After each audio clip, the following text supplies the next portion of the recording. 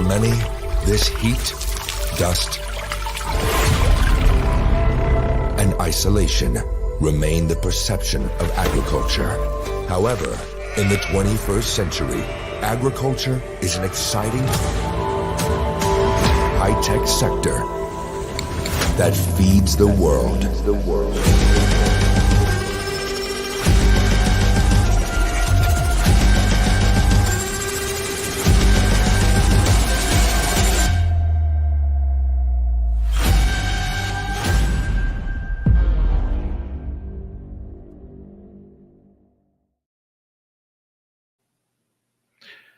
Good morning. Good morning. Morning. How are you today? Well, is it really a good morning in the Western Cape? Well, the sun is shining. The sun has come out and is illuminating the devastation that we've had as a result of the incredible rains we've had. Well, sun is shining and itsy bitsy spider dries off all the rain kind of have a ring to it. Yes. In the Hex River Valley, they recorded 120 mils over a 48-hour period. So it's been incredibly devastating on the area's infrastructure as well as the agriculture in the area. So it fits in with the whole story about extreme weather events which are happening all over the world, and right here, we've experienced it. Yes. So for anybody that do not know yet, the Western Cape is basically cut off from the rest of the country in most places. We've had family that was down in Gansbaai. That place is completely washed away. The N2 is washed away at certain stages. The N1 is basically washed away. There's Stanford was basically one big lake. Yesterday people were driving around with boats, rescuing people from rooftops. It's been a proverbial shit show, to be honest. Yes, a deluge of almost biblical proportions. And I've been out this morning in the Hex River Valley to see how bad things are looking. And you can't put into words what I just saw this morning. I'll be putting together a little video to illustrate this. We'll put that out a bit later today or tomorrow. But needless to say, the whole community has taken a very hard knock. And there are a lot of people, besides the financial losses to agriculture, which are massive, and the road, there are a lot of poorer people whose homes are in low-lying areas, and their homes are completely flooded with no chance of any help from any institutions. They're just going to have to sort it out themselves. Yeah, and as soon as we end this stream, I'm going to jump in the car. I'm coming to the Hex River Valley. We've got to take some photos for some of our clients for insurance purposes. So I'm coming to come and see it firsthand. But Yes. I prepared a little video of all the video clips you sent me yesterday and this morning, just to show what it looked like for those who haven't seen it yet. Yes, do it. Let's see.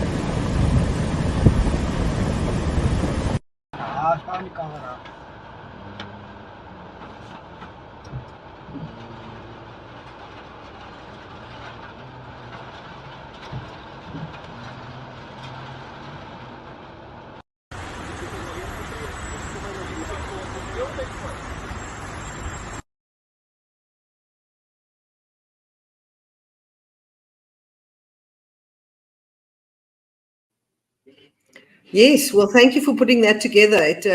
I think as they say, a picture tells 1,000 words. You really do see the type of devastation that we are dealing with here.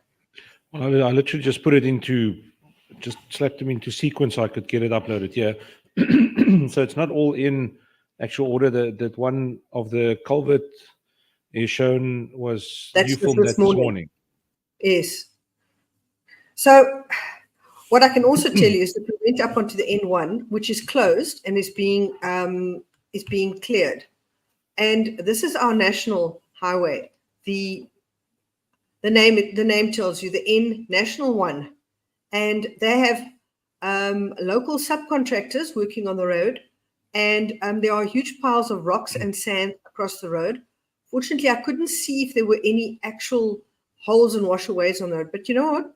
They've got people with spades clearing this. No diggers, nothing mechanical digger in the line of mechanical diggers. So our country's entire logistics on the main highway is being diverted via Ceres, which is about a 100-kilometer detour. And in the meantime, the roadworks are being cleared by a few guys with spades who really weren't killing themselves working this morning. So that just tells you the state of things. Well, I think, if you've got to look at not the negative of that, maybe everything else is tied up everywhere else, because it is like they had Alan Windy on the radio this morning, and he just said that everybody's all the hands on deck everywhere, because remember also it was a long weekend, so you've got thousands of people stranded all over the Western Cape that just cannot get back home. So just I know Karen is helping out at the school this morning, and there's 6 kids in the class. There's a multitude of teachers that couldn't get home. We've got family in Gansbaai, they're still stuck there. So if you didn't have people where you could go stay, well, then you are stuck, and I've got no idea what kind of arrangements, accommodation made with people. Do you have to pay extra? It's not a good place at the moment. It is exactly what you're saying. It is a crazy time, and it's like a bit of a perfect storm. If the storm was organized happened on a long weekend when so many people went away. So there's a lot of stories that will still come out. But and I hear what you say, but the national highway should have some kind of emergency plan in place. It is probably it's our country's main artery. So yes, but they also said that I'm grateful, but that they are doing all the things that they do. And yes, the Western Cape government, but that is a SANRAL issue, and that is national. I also heard this morning that there's closures at Touwsrivier. Maybe that is what their first attention is at Touwsrivier area. I'm not sure. Anyway, these things are unfolding, and it's crazy. But again, it ties in with what we were talking about last week about ensuring yourself against these increasing natural events. And I'm talking about a microcosm in the Hex River Valley. This is the 3rd time in a 9-month period that there have been disruptive and devastating floods. That's unusual. We've never had it. Maybe once a year, maybe once every 5 years. It's the 4th could time. even be the 4th time. There was the one in December.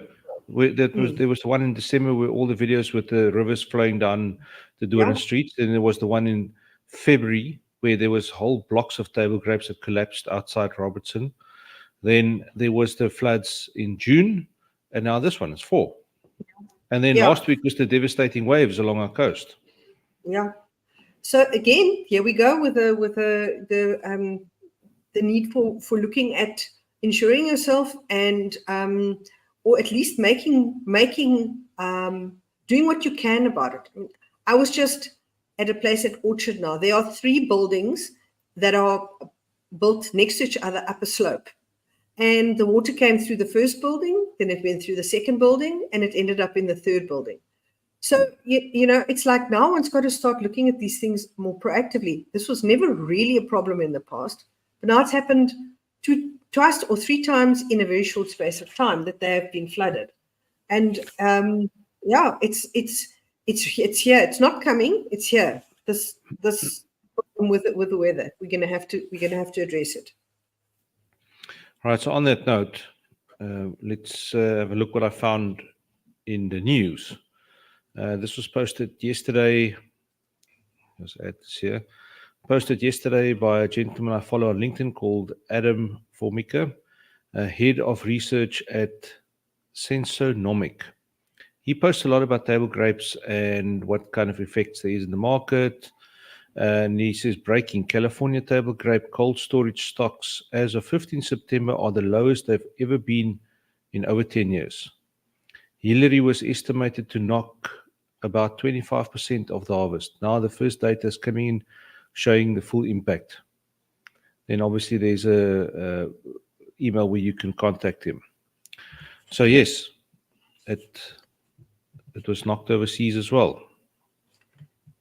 So exactly that fits into the narrative of these weather events are happening all over the world. They're not just here, and that these challenges are not just local challenges or just table grapes all over the world are feeling it, and not just the table grapes. Anybody that's producing in an area where this kind of event is happening, people are being knocked by it. And then here's something about from Greece. Due to the violent changes in weather conditions, we have losses of about 60%, and that's in the apple industry in Greece.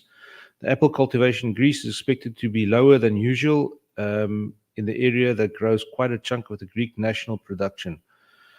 There's a person's name I can't pronounce. Export and sales manager of the Greek fruit exporters, Kisavos, says, the apple production in our region and in general for the producing countries of the EU appear to be reduced for the next season. In the area of Agia Larissa, where the Kisavos cooperative is based, around 20 to 30% of apple production in Greece is cultivated, which means that it is the most dynamic throughout the country.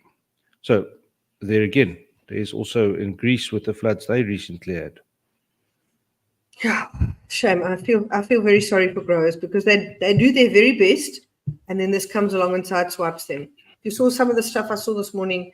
You can understand why farmers sometimes are so utterly gutted by they put in all this effort and then this happens, and it happens all around the world. Was there major damages to vineyards? Yes. I saw some vineyards that were completely washed away so that you could see the roots sticking out, and then I saw other vineyards where that soil had gone from that was silted so that you could literally just see the tops of the Cordons. the trellising sticking out, and just the tops of the little vines sticking out. So some have been washed, their roots are hanging in the air, and some are completely silted up so that they will have to be dug out. In fact, So they're bush vines now. Yes. While we were on the N1 and these guys were digging up the sand, a grower arrived and said, listen, this is the sand from my farm up here, up the hill. Please just put it on the side of the road so that I can take it back up the hill, because, they need the sand has been washed away, and I mean, that's losing your topsoil. So very scary. Okay, so to wrap it up, looks like there's a little bit of good news. Let me just get this here. Okay, this was done in Farmers Weekly, written by Lindy Botha. Citrus gets a quality boost through tighter regulations. South Africa's citrus industry is set to receive a boost in quality as stricter laws for propagation are tabled. The Citrus Improvement Scheme, CIS, will soon be promulgated. Wow. Promulgated? Promulgated. My Afrikaans fails me there. After undergoing a 2-decade process of consultation in industry. So basically, people are going to get better plant material from better stocks, and that should lead to better quality going forward. That's the long and short of this article, and you can find it in Farmers Weekly. Fantastic. The Citrus Improvement Scheme is really the cornerstone of the citrus industry. The fact that they have worked so hard to keep the quality of the citrus plants that we have in South Africa as good as it is fantastic. They are situated at Uitenhage, and I've had the privilege of being there several times. They are very proactive, very, very good at disease control and preventing any kind of diseases coming in there, and at working at getting the best type of plant material for the fruit industry. And in fact, they also export a lot of budwood to other countries. So we can be very proud of the citrus improvement scheme within our South African citrus industry. Fascinating. Well, I think I should get back in here so I can come through and we can go and help the people where we can with what we do. Yes. Yes. Okay. Thank you. Thanks everybody for listening, and good luck to all the farmers that are digging themselves out this morning. Really thinking of you. Not just the farmers, everybody that needs to travel somewhere. Everybody. Drive safe. Everybody. Drive safe. Take care. Cheerio. Bye.